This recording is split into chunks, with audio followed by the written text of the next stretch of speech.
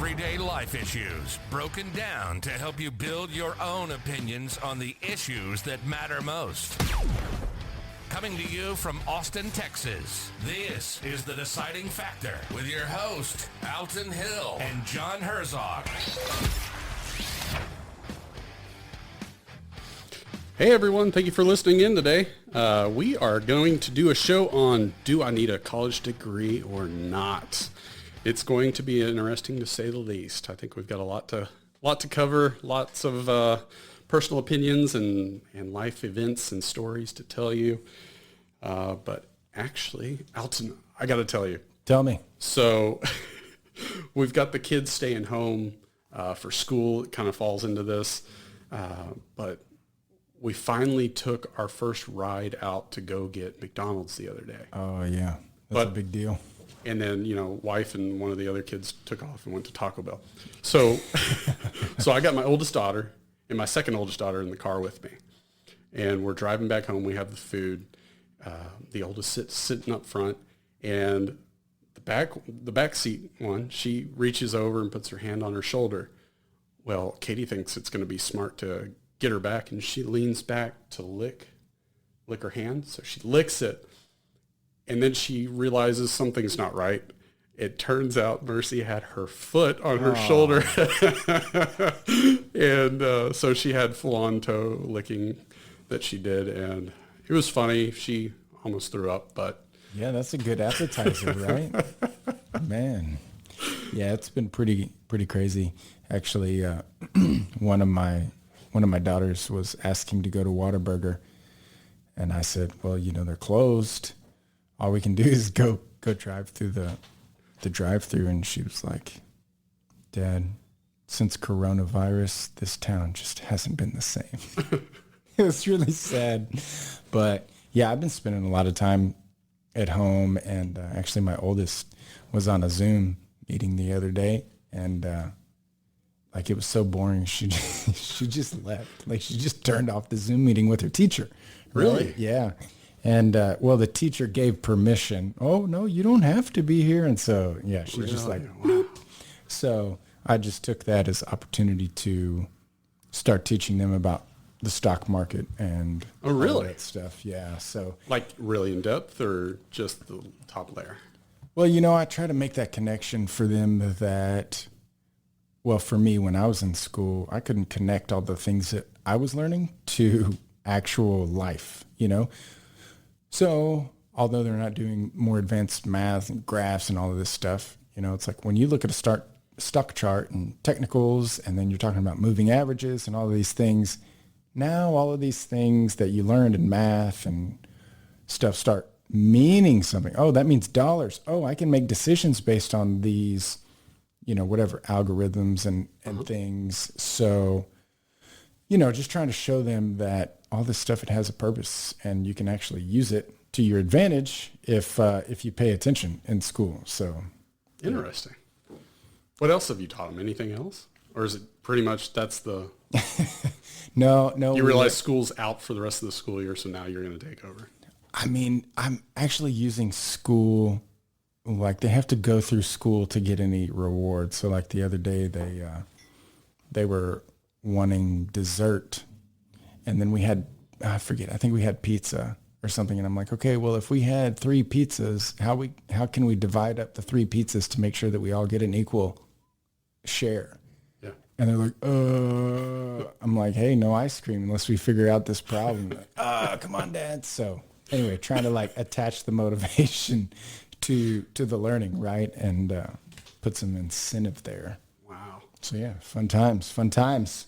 Man, so the topics about college, and I'm still technically mixed on the opinions I have as far as it goes. But to start off, do you have a degree? I do. So I have a bachelor's in accounting and business management, and then I have a master's in organizational leadership and HR management. So I took it one step further, same with the wife. She's got a bachelor's and a master's. So we got two masters in the house.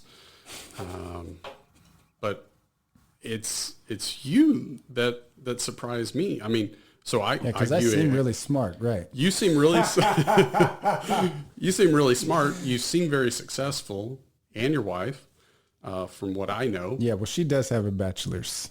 She does. Okay. Yeah, so she's educated, even though she's from Tennessee. Yeah. There goes half the listeners right there. Good job. So tell me about you then. You don't have a bachelor's. You don't have a master's. That's correct. Well, it's true in a lot of ways. I'm kind of a huge slacker, and especially growing up, if it required too much effort, count me out. And so I didn't come from like a really degreed family, and then I was like 4 years more of school. Like, shoot me now. I just couldn't even fathom it. And then when Heather, she's looking at going to school, they're like, and you have to live on campus. And, look, I'm all about freedom. You start telling me what to do, where I got to live, and the food I got to eat. I just couldn't do it. But a really good friend of mine kind of mentored me and said, hey, you got some really good logical skills that you can solve some problems here. I think you'd make a great engineer. I'm like, oh, okay, cool. 4 years? Nope, I'm out. And he goes, look, just go to a technical school. And then once you get that associate, you can get a job at whatever, some technical type of job. And then they'll pay for you to go back to school, which is pretty true in a lot of cases. So I went to ITT and I got some grants, got some scholarships, took out some loans, and got my associates from ITT. And then, so that worked out well. I actually ended up with a job before I got out of school. So AMD, Advanced Micro Devices, came in and was looking for like the top certain percent of the class, which I qualified for. They interviewed a few of us, and I think the program that I was in, it was like a 2.5 or 3 year program. But I started it like literally the week I graduated from high school, and hands-on and class time too. Yeah, so like a year into that, I had a job at AMD, and it was paying me less than what I was making as like when I was building houses in high school. What? But I had a, technically career path, I guess, started, and I had a job in the field before I had my degree. So, when you're talking about investment, which that's what I'm looking at with a lot of these degrees, my degree costs, I think, about $30,000, give or take. And then that's about what I was making my first year. So for me, when I was weighing out, is this a good idea or not? It worked out for me from that standpoint, that I feel like it was a great investment to get a job. Is it the best school? Sorry, all you ITT grads. I don't know if I can say that. But then they called me back later and they were like, hey, you could just spend 9 months going to school and then get your bachelor's, and it's only another, I think they told me it was $15,000. Yeah. And I was just like, another $15,000, it's not gonna, what's it gonna do for me? I just didn't really see it as that it was gonna pay me so much more from ITT. So that was kind of my path. Man. Well, so I actually started out, I wanted to be a football coach. And then, I started doing all these classes and everything. And then I realized, man, just to be a teacher, it's kind of ridiculous, some of the classes you have to go through. And I just lost a lot of motivation to do what I wanted to do. Yeah. And I dropped out because I landed a job at Time Warner Cable. And I started doing sales and making pretty good money, right? It was always, the goal was make more than your parents did, be successful, and just keep on. Yeah. And then the market started going down because, we hit 2008 and everything started to crash. So I started thinking, I can't do this. So I started talking to my mentor at the time, and he said the person that holds the money runs the company, because I've always been fascinated by business in general. Mm-hmm. So he convinced me I needed to go to business and get accounting on the side.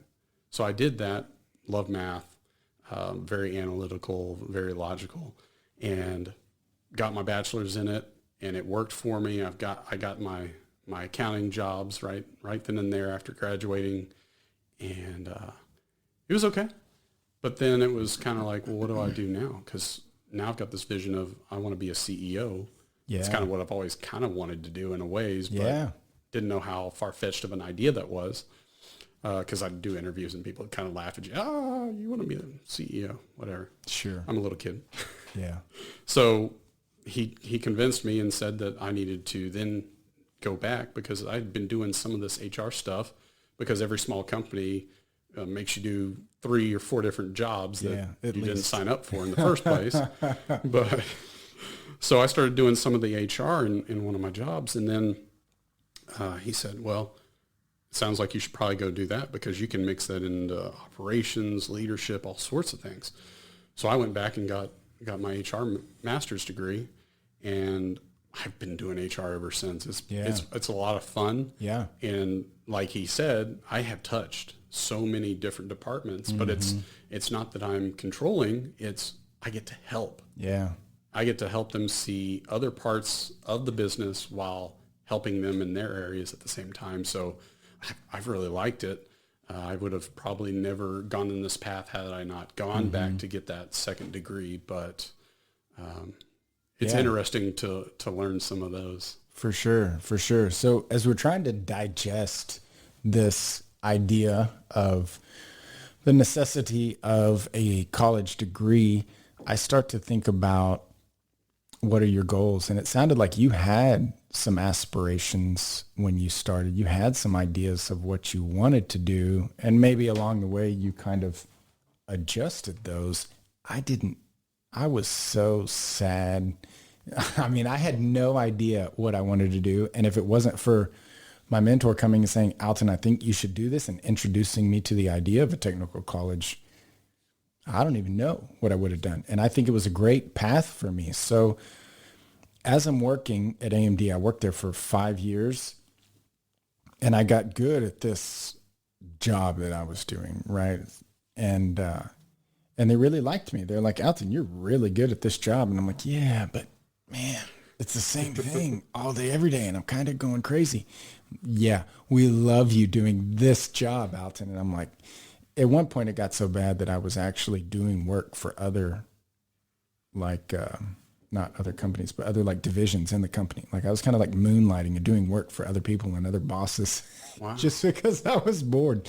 And, anyway, I'm not saying that was a good idea, but I was bored in my job, and I couldn't, and what I was trying to do was to get a better paying job, right? I was trying to get a better setup somewhere because I had ambition. And at this big corporate place with my associate's degree, it's like, oh, you want to work at AMD and do something for real? Show up with your bachelor's, your master's, or like a PhD level. So you were stuff. stonewalled. That's my opinion of it. Yeah.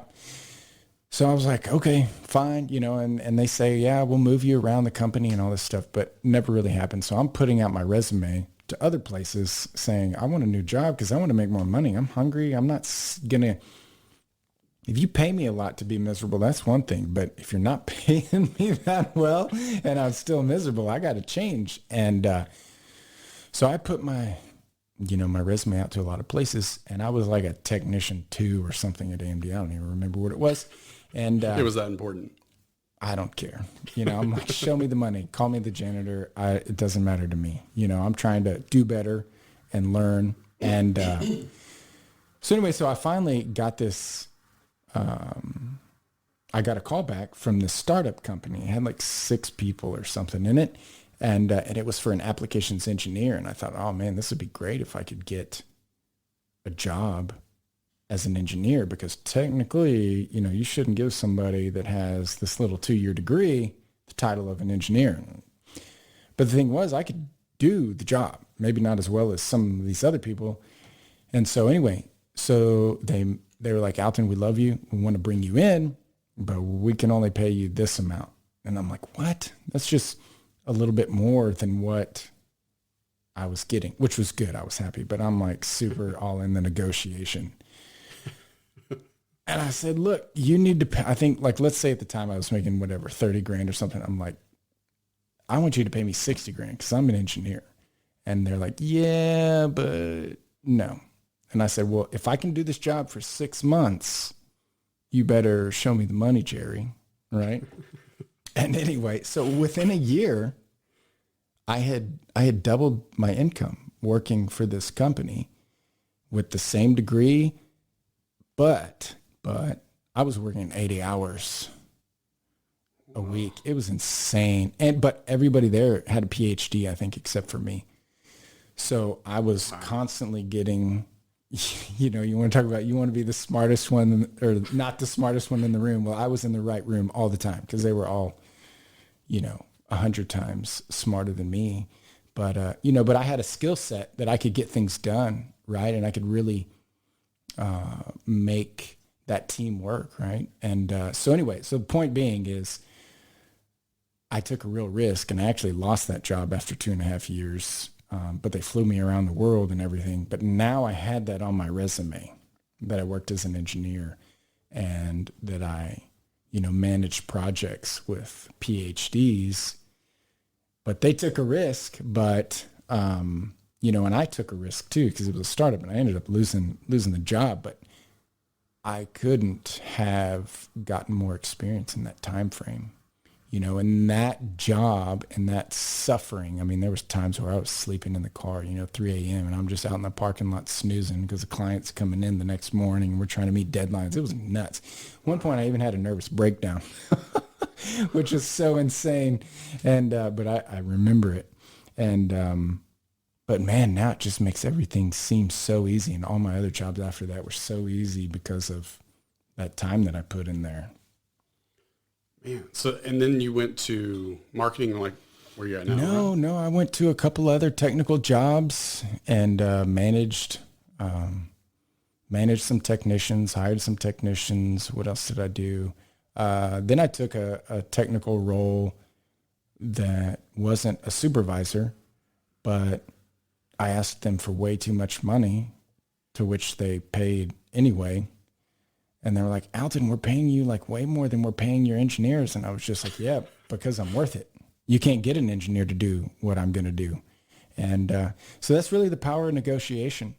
And so the last job that I had, I did, I was getting paid very well. It was a great company. the joys of working at the house. Yeah, the dog's probably barking at the cat. Dad, there's a cat in here. We know there's a cat.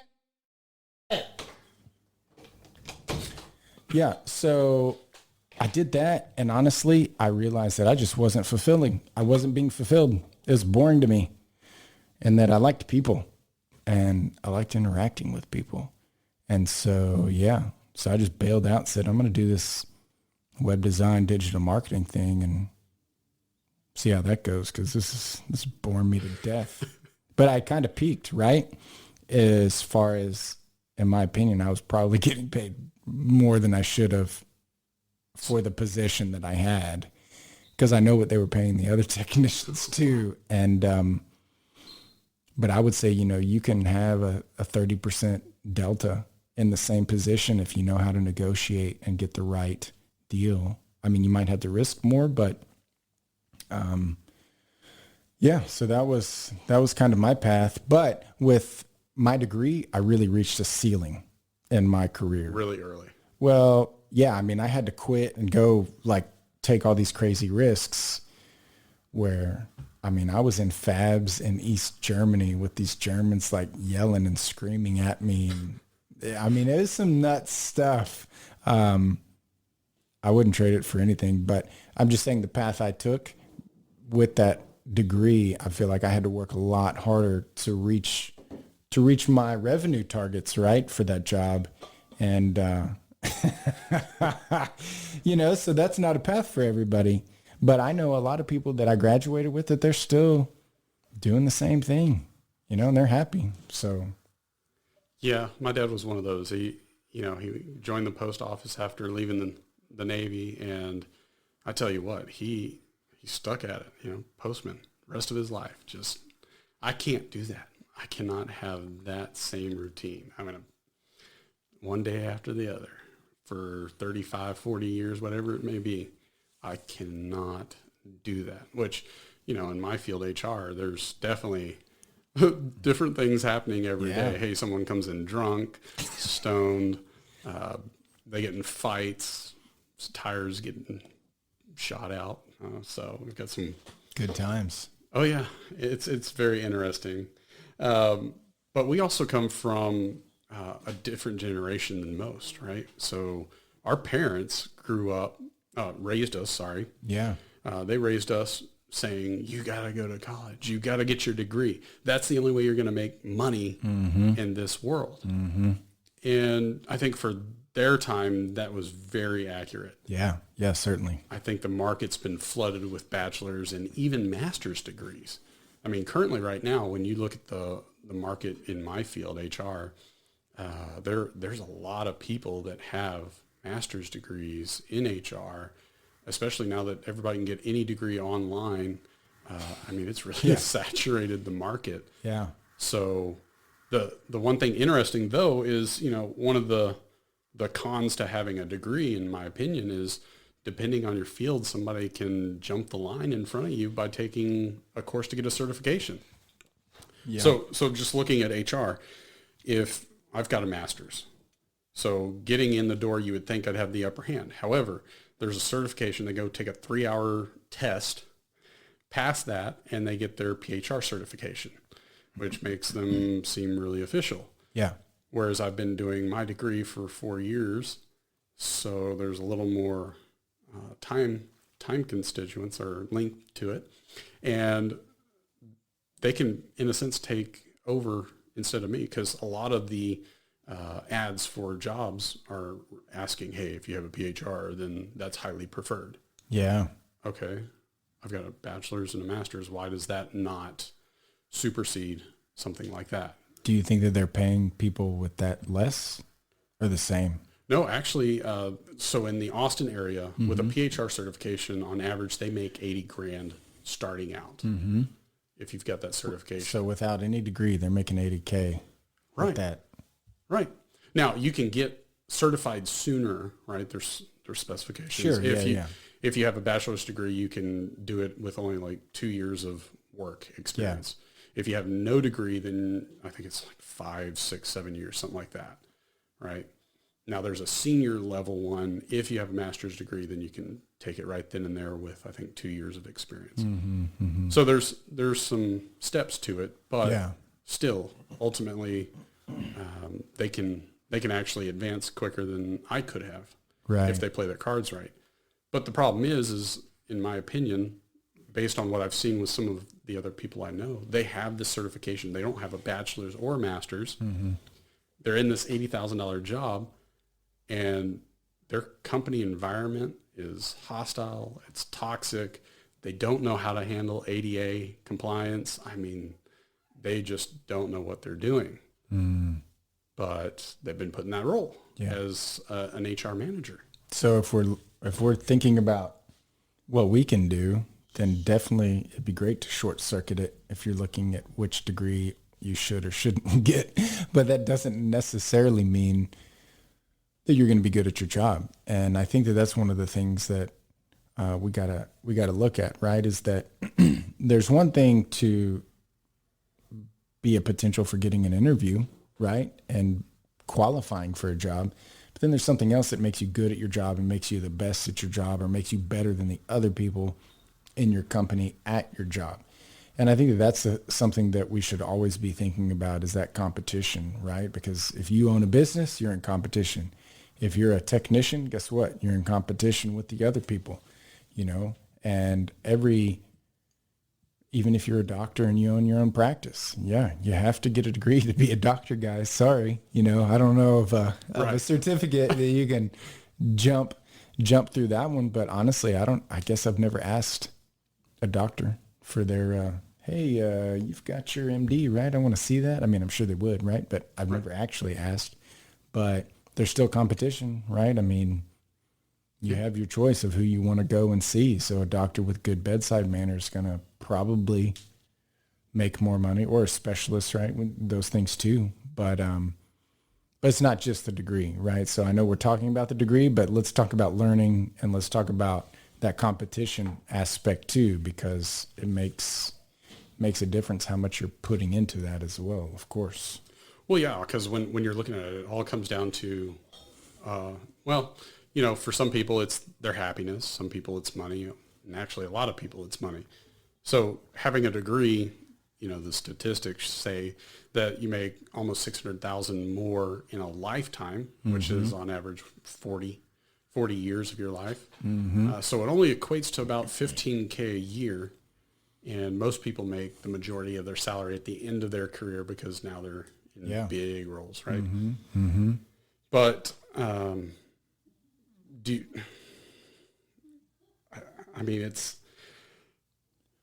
you really want to waste 4 years? Because 4 years of your life early on can mean a lot. You pass up on job opportunities. You're losing 4 years of experience on average. There's other people that are getting much longer degrees. Sure. So, are you making up the difference? Plus you're building debt. To me, that's a huge one. When I hear about people having $100,000 in debt, it just blows my mind. Because here's the thing, the people that I hear that about, oftentimes they're the ones that are like working at McDonald's or some low paying job, right? They're not some big time exec that's got $100K in debt. They're just like still trying to find a job. And I think part of that is just because they decided to get a degree in some, I don't know, They just settled. something that I can't even imagine. Language arts. Whatever. Well, I've heard of like these art Liberal history or something. And it's like, man, if you're really passionate about that, that's great.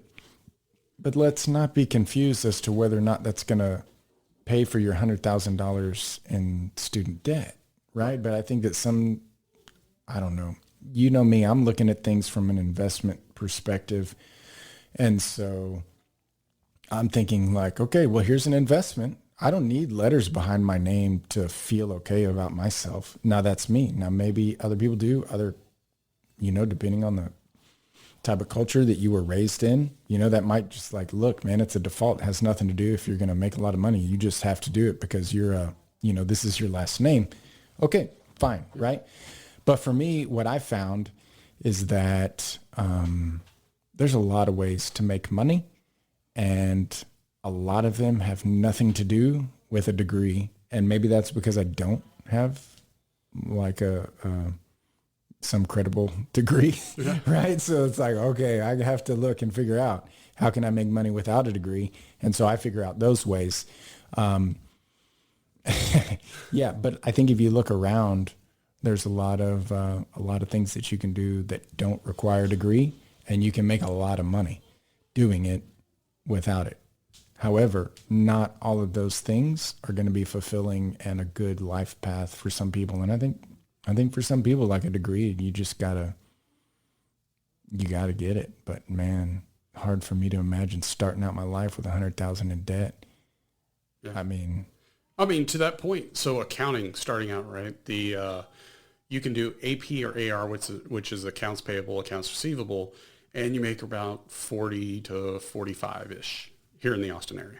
And then if you have a bachelor's, then that qualifies you to normally start out at like staff accountant, things like that.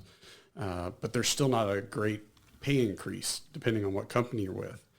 So you really got to look at what the path holds. So like you're saying, if it's $100,000 in debt that I'm going to build, is just increasing to $55,000 a year really worth it?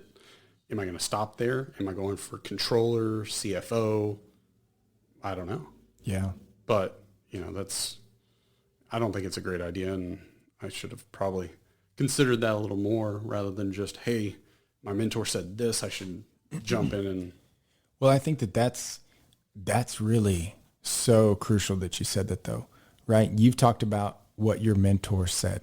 I've talked about what my mentor said, and that we really, maybe it's just us, but what I'm hearing is that our network was so vital to our decisions, and having a network that you can trust and growing your network and getting exposed to more people is so important, because if you're not exposed to these good people that have good ideas, what are you going to do? And so, one of my mentors he's got plenty of money, and he started out with a YouTube channel, and that's it, you know, Oh, wow. Decamillionaire because he started on YouTube. Right. And so we think, oh, Mom, I don't have to go to school because Alton said I could just start my YouTube channel and I'm going to be rich.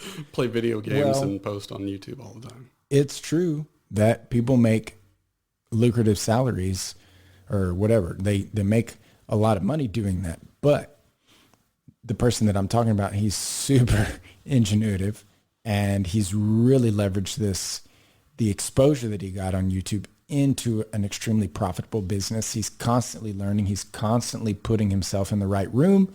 And I think that contributes to a lot of his success, is that he's continually growing. He's continually hungry. And for him, it's a game that he just keeps playing. And so I'm glad that we're able to do this podcast, because anyone who's listening is going to be exposed to these different concepts. Maybe they've heard about them, but maybe they haven't. And sometimes, I know for me, it was like the one idea that I had, oh, that sounds good. Let's go with that and give it a shot. And there's so many paths that I wish I would have known and thought about more. And a lot of that was, you know, examining my own self and what is fulfilling to me and what do I really want. And I think I wish I would have spent more time doing that in high school so that I could really pursue my goals, you know. So I feel like I'm a little bit behind, but definitely on my way, you know. So let's go back to a conversation we had earlier before we launched the podcast today. Yeah. We were talking about loans, and it was student debt loans, right? So those are getting outrageous. It's very expensive. You know, private student loans don't ever get, that's what I got for some of mine. And you can't get around it. They don't work with you. They don't care. You're screwed. You sign the paper, you're going to pay. If you don't pay, we're going to hit your credit. Yeah. And then most people, of course, get their parents to sign the student loans for them. And that's how they qualify. Well, I mean, now they're going to hit your parents' credit if that happens, or your spouse. So then everybody's getting screwed. Not to mention they can come at you through your taxes. Yeah, garnish your wages. Yay, or that. Thank you, tax man. But we were talking about it earlier, is you spend $200,000 on all this student debt, but you could do something different with it. And what did you say earlier? I mean, it'd be pretty easy to put that money into like a business loan instead, or pay someone to train you in the area that you want, right? So fine. I mean, it seems like nowadays this whole idea of an apprenticeship is nuts. Well, you know, I think what I told you, John, was like, go find somebody in the field that you want to be in and go buy them a $200 steak and see if you can't get some of their time. Yeah. It's a lot less than $100K. And, you know, it'll warm me up. Anybody want to come buy me a $200 steak? I'll talk to you. You know, so I think that there's ways. There's people who are putting on these trainings, right? There's YouTube University. Yeah. If you haven't heard of YouTube, love that one. Check that out. YouTube.com. Man, I'm not affiliated with YouTube, but hey, anyway, yeah, I mean, there's so many ways that you can learn things that are going to give you a competitive advantage, right? And so the things that are competitive are the things that everyone wants. Right. So I'm kind of a car guy. I'm working on getting a Ferrari here. And I don't want a Toyota Corolla. I don't want a Honda Accord. And try to find one of those for under $5,000. And you can't. Why? Because it's so competitive, right? And the thing is that I think that that's kind of what a degree is nowadays.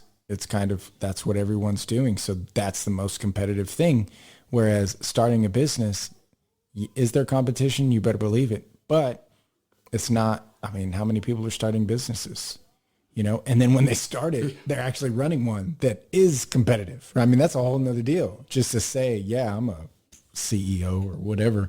That's a totally different ball game. But starting a business is just like starting school, in my opinion. Research your area. You better believe it. Research the market of the schooled every day. I mean, you've really got to know the market you want to get into, the field, and then you've got to make sure that it makes sense. Yeah, and let's just be, totally clear. I'm doing digital marketing. I have a degree in, what is it called? It's something cosmic. Electronics, engineering, and technology. It's right? really working for you. Yeah. So my business is what I've been involved in, even in high school. Like in high school, I was writing code and, I was writing HTML code in high school. So my business isn't that far out from what I got a degree in. So I don't want to sit here and say, yeah, you don't need a degree. That's crazy. But I'd also say there's tons of classes that you can go and get, learn how to code on your own. Don't have to pay $30K for it. Well, that's like what you were saying. It's all in the sense of how much learning you're going to do. You don't have to be in a classroom to learn. Let's look at Bill Gates, right? He started Microsoft. He dropped out of college and didn't complete it, and now he's one of the most successful guys. Here's the difference, though. When he left high school, he was already very knowledgeable in electronics. Mm-hmm. So he already did a lot of his learning prior to. Yeah. So it had nothing to do with a degree. It's just his ambition and his goals and following through. Yeah. It's what it all amounts to. Well, and that's what we were talking about too, right? Like teaching the kids about the stock market.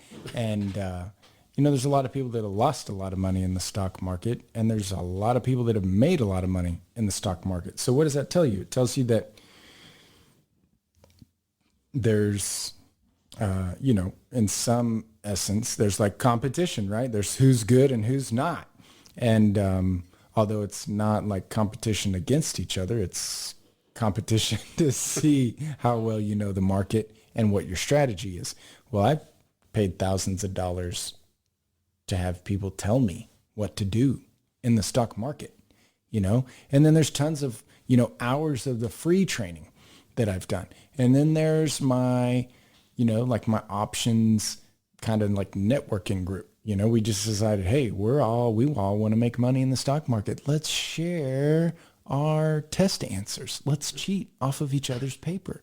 And guess what? You can do that. And I think when you have this educational mindset in, in school, it's like, oh, don't cheat on the test. Don't have any notes. But the real world's not that way at all. It's, take notes, cheat. Let's do this together. And so, yeah, just back to it. I don't know if there's any way to get around getting trained to do things. I just don't know if it always requires the degree. Well, you just hit on networking. So networking is actually one of the best things that you can do as far as when you're getting a degree. So going out to these parties, don't party all the time, but making these friends, getting these close relationships, they actually benefit you later on, because then it's, hey, I have a buddy that graduated in accounting and he's awesome. Let's get him. Let's talk to him. I know he's good at what he does. So that networking while you're in college is very beneficial. Yeah. So that's one thing to consider. I know there's probably some people out there listening about what we're talking about and thinking, oh, well, I've got so many offers before I even graduated college. That's fine. That doesn't happen to everybody. I mean, I graduated with bachelors and masters, and I didn't have offers galore lined up.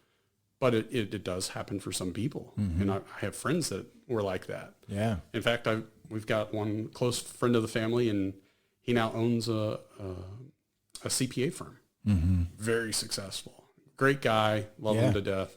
So, yeah, it can happen. Yeah. I mean, when we say statistically, right, there's always, there's the majority and then there's the outliers, right?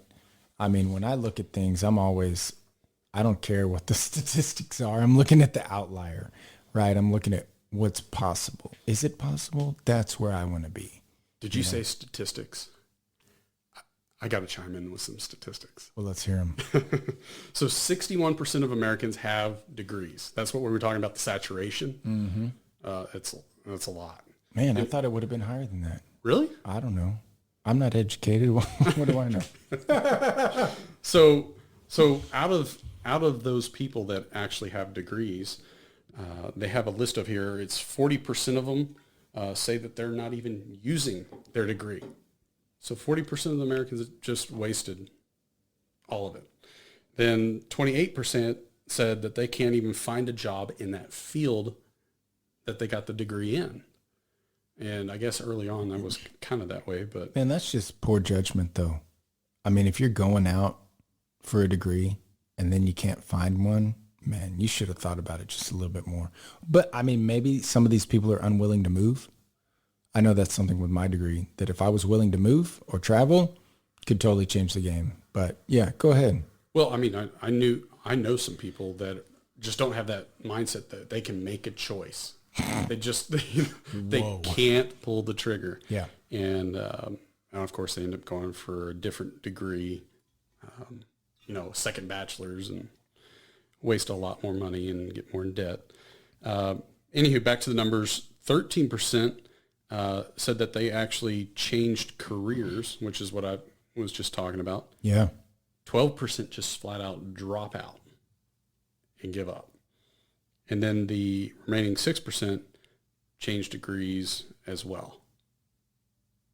Yeah. I think, yeah. Here's the thing that really kind of irks me, that I hope, if you're listening to this, that this will make sense to you. But I've heard so many people say, like they're in some life transition, or they're in a job and then something changes and then they're like, I'm just not really there. I think I'm going to go back to school. I've heard that so many times. I think I'm going to go back. I'm going to go back to school. And in every one of those scenarios, it's just like I have to cover on my mouth, because I'm like, there's other ways, like there's other things that you can do without, paying an arm and a leg to try to better yourself through some school.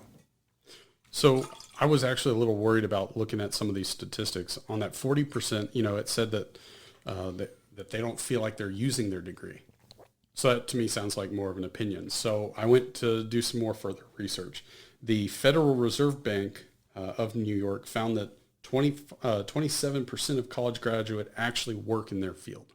Only 27%. Yeah, it's less than 1 in 3, right? Yeah. I mean, I don't know that I would want to take that chance. But they are degreed. So maybe we could say that if you have a degree, there's some general acceptance that says, hey, you got a degree, we can put you to work doing these other things, and you're probably competent. Right. Which I think a degree is really kind of like that foot in the door, right? It says you're competent, but then you have to prove it, right? So here's the other problem. When you go to college, you're normally young, very young. And us millennials and even Zennials and now the generation, I think we're back to A. They now have this mindset of my parents are going to handle everything for me. Oh, man. They don't think about how much does school actually cost. They just click buttons and get their checks, right? Their student loans. And I started looking at, well, how much does it cost? Well, when you look it up online, they start trying to manipulate it as well, right? In small writing, they say, here's the numbers, but it's annual. Mm-hmm. It's not for a whole degree. Right, right. So looking it up with tuition, books, and some living costs, depending on how high you go with that, I mean, you're ranging on a public school, $36,000 to $88,000 for a degree.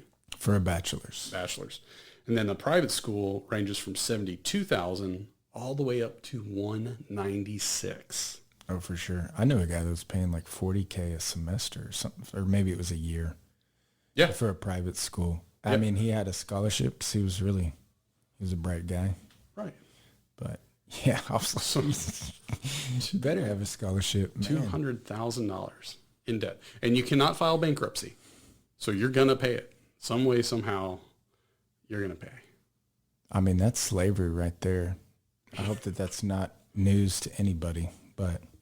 Well, most people don't think about it ahead of time, which is kind of why we come up with podcasts like this. That way it's... Here's the deal, man. The government is getting you into that debt, right? You got to pay it back. They got your social security number.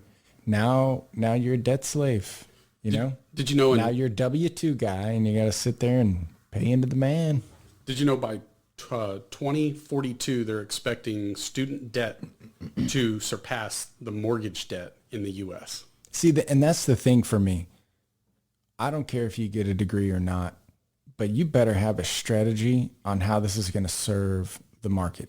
Meaning, if the debt is continually growing, why? It's one thing to have $200,000 in debt and then get a job out of college and then pay that off in a couple of years, right? But if the debt is continually increasing, then that's telling me that that's not happening, right? That people are getting these loans and then they're not getting jobs. They're getting degrees, they're not getting jobs, or they're working outside of their field and they're not earning what they should. And so the debt just continues to grow. I agree. Not a good solution. So you ready for this? I'm so ready. All right, here we go. Now it's time for our deciding factor. All right, you going to go first or you want me to go first?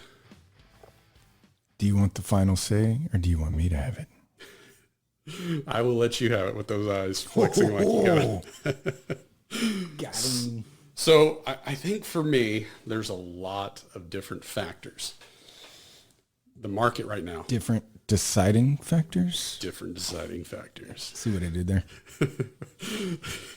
Play-ons, huh? Hey, so for me, they're painters, contractors, electricians, plumbers. Those are very heavy need right now. Service industry. Mm-hmm. So you can make six figures doing that job if you put your mind and body to it. Mm-hmm. Goes back to what you said. Learn. You're going to have to learn, but do you have to spend $100,000 to get where you want to be? Now, some of these jobs might require you to work weekends, like my daughter. She wants to be a hairstylist. She wants to open up her own salon. Yeah. There is no bachelor's degree she needs to get. Don't waste your money. Save the money that you have. Put it towards a loan like what you said. And maybe take those little classes on the side to how do I start up my business? How do I build my clientele? Yeah. Things like that. Buy a lunch for somebody like I have an aunt that has a salon that's successful. For sure. Spend your money there. There's no reason for her to waste her time and effort on a degree, my opinion. Yeah. And that's what I tell her. Don't do it. Save the money. I don't think that would be a smart idea if this is your path. If you have a different path later on, you realize I don't want to work Saturdays. I want to be home with my kids like my vision was. Yeah, you're going to have to reevaluate. Yeah. But it's research. You need to figure out what you really want to do, and you're going to have to stick to it. Otherwise, you're wasting your time. You're wasting your money. You're wasting 4 to 5 years that you could be spending on growing your business, your career, your future, jumping into it right away. I feel like I wasted some years because I wasn't set. I did sales. Sales works for some people and you can be really successful, but my actual path wasn't me. Yeah. I don't like just sales. So I was actually in sales so I could get to the next level, and then the economy affected it. Yeah. So life does happen. I get it. You're going to have to roll with the punches at times. But as far as a degree goes, if you're not going into a field like doctor or some field that actually requires you to have the degree to advance to the level that you want, don't waste your time. I would say do something better. Yeah. Don't be pushed into it because your parents say you have to get a degree to be successful. No. I was making more than my parents did in their whole lifetime with no degree working at Time Warner Cable. Yeah. That's not even a big career. Like I said, I could go be a plumber and make 6 figures, not even running my own company. Right. Just a master plumber. Mm-hmm. Now, it takes time. Sure. That's the only difference. Time and effort of training and things like that, and smelling pretty bad sometimes, but... Yeah. Yeah. So- No, it's definitely true. So I think my deciding factor is really, I would 60% say don't waste your time. Yeah. Yeah. I think that for me, for my deciding factor, the question is, should I get a degree or not? I'm all in with you in that. Look at, does your field require it? Here's the problem. What is your field? That's what I want. If you're struggling with this question, this is what I want you to think about. Who are you? What are you good at? What are your goals in life? Because you need to know that to empower yourself to make the right decision. If I would have known who Alton was at a much younger age and had a little bit more belief in myself, I don't even know if I would have gotten that degree. It might have been a rough start, but I didn't really know what all was possible. So now looking back, one of the things that I want to do with my children is I want to buy them real estate. So they graduate, hey, whatever, let's say it's 20% down on a $200,000 house. As a father, I would rather take out a $40,000 loan to put a down payment on an investment property that 10 years from now, there's good, solid equity, and they're learning how to manage that property, manage that client. And at age 30, they've got like legit income coming in. And, $40,000, that's what, a car payment that somebody would buy, right?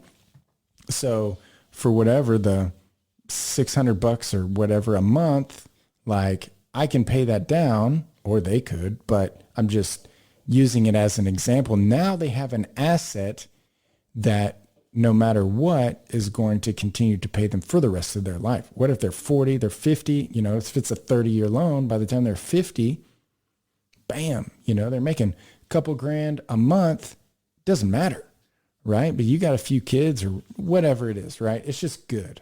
Or they take a loan out against all that equity and buy another investment property and another investment property. Before you know it, you've got a good salary and you don't need a job. Or that career path that they decide on requires the bachelors, the masters, the PhD. Guess how they're going to pay those loans back? With the real estate, right? So they have this asset that is paying off their loans. And so that's what Rich Dad, Poor Dad talks about. Robert Kiyosaki in his book is buy the asset to pay off the liabilities. Some people may feel that college is an asset, and in some ways it is. But I would have rather my dad taken out a loan for a house for me, and then we would have just funneled that money straight back to the student loans. And so that was some advice that I think it was Arnold Schwarzenegger. I gotta give him credit. That was the Terminator, the Governator. That was what he said. He said, that's my advice. Buy your kid a house first and then let him do whatever, because that house is just going to continue to appreciate. And I thought, man, this guy's so much smarter than me that, he's doing it right. And he's got a lot of real estate, but that's kind of one of his ideas, right? He's made money in a lot of different ways, but he's like, real estate, hey, it's easy, find a good property, buy it. And that's just going to pay you back forever. Well, don't forget, schools are there to make a profit. And my wife works for a school right now, and they really don't give a crap about who fails out because they're still getting money. As soon as you start your classes and you reach that certain point where you can't get refunds, they made their money. They don't care. They're passing people into the school that shouldn't be there in the first place, but who cares? They made their money. They have nothing keeping them in check that says, hey, we're going to help you actually get a job afterwards. Yeah. You get that degree, they're done. We earned our money off of you. We made it. We're done. Yeah. And just to further send home my point, I bought that, and I think I mentioned it in another podcast, but I think I bought my house for like $100,000, put 10 grand down. And when I sold it, I think I cashed a $40,000 check. Guess what? That's more than my college cost. Right? So if I would have known better, right, I could have said, man, instead of getting a student loan, buy another property. And then bam, when you sell it, it pays for it. So I think that's a good, that's where I'm at on this. And it's definitely a tough decision. Life can be tricky, and it's okay to change your mind. But man, I love this podcast today. I love imagining that someone's listening to this and we're saving them so many years of hard work. Like I wish I could have listened to this, 15, 20 years ago. That would have been pretty nice. Yeah, I would have loved the headache that I would have saved if I'd have been like, wow, this can happen. I shouldn't do this. I should do this. Yeah, man, the sky's the limit, So what about mentor? Should they get a mentor or not? Man, 100%. Whether it's a podcast, whether it's a book, seriously, right? But I would say some of the biggest changes in my own life was being around someone who was legit doing what I wanted to do. Like when you meet that person that you're just like, this guy or girl has it figured out. And, I grew up with kind of like a bad idea about people with money. And then I finally met somebody, like my mentality of people growing up that had money, I thought, they're just not good people. They did it and they got money in bad ways. And I don't know. That was just how my mentality was. And then I started meeting people that had crap tons of money. I'm like, these people are awesome. Look, they're good dads. They're good husbands. They're good business owners. They're good mentors. It changed my life. I'm like, oh man, this is it. So yeah, you find somebody who is, and I would say like find someone who can mentor you in an area. If he's a really good dad, have him be your dad mentor. If he's a really good husband, have him be your husband mentor. If he knows how to make money, have him be your financial mentor. If he's really good in church, right? A really devout Christian, like let him mentor you. But just because he's a good with his finances doesn't make him a good husband. Just because he's a good dad doesn't mean he's good with his finances, right? So you got to be picky, and one is not the same as the other. Nice. Well, I guess, guys, that's going to wrap us up for our show. Hopefully you gained something from this. We still love to get some comments from you. Want to know what you want to hear coming up. And if you've got thoughts on this podcast, don't forget to comment below and put your opinions out there. Let other people have more food for thought if there's something big that we forgot. Yeah, for sure. If we missed something, point it out. We love criticism. Mostly John. No, I don't. Stop it. That's all I've got for the show. And hope to see y'all soon. Anything you want to add, Alton? Yeah, stay strong out there. Stay safe. Stay clean. Wash your face. Wash your hands. And Sure. wear masks.